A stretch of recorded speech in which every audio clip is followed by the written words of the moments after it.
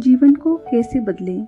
अपने जीवन में असफलता वही होते हैं जो कार्य कुशलता नहीं होते, निकम्मे और हाथ पर हाथ रखे बैठे रहने वाले, योजना बनाते हैं तथा उसे कार्य को न करने वाले भी असफल ही रहते हैं।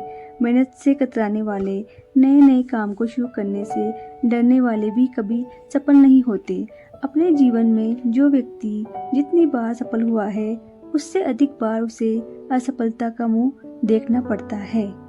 किंतु असफलता विकास यानी सफलता के लिए अनिवार्य है। ये एक ऐसी स्वाभाविक प्रक्रिया है जिसे हर व्यक्ति गुजरता है। क्या आपको पता है, जब एक हाथी का बच्चा छोटा होता है तो उसे पतली और कमजोर रस्सी से बांधा जाता है।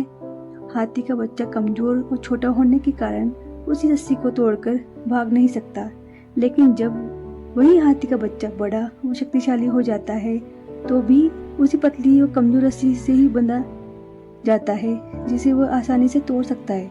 लेकिन हाथी उस रस्सी को तोड़ तो सकता है, फिर भी वह उस रस्सी से बंधा रहता है। ऐसा क्यों होता है? ऐसा इसलिए होता है क्योंकि जब हाथी का बच्चा छोटा होता है तो वह बार बार रस्सी को छुड़ाकर भागने की कोशिश करता है, लेकिन बचपन में कमजोर होने के कारण रस्सी को तोड़ नहीं सकता।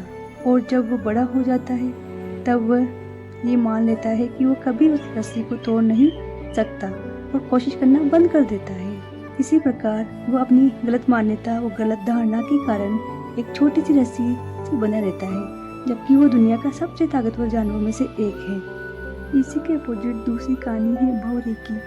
भौरा, वैज्ञानिकों के अनुसार भौरा शरीर से बहुत भारी होता है, इसलिए विज्ञान के नियमों के अनुसार वो उड़ नहीं सकता।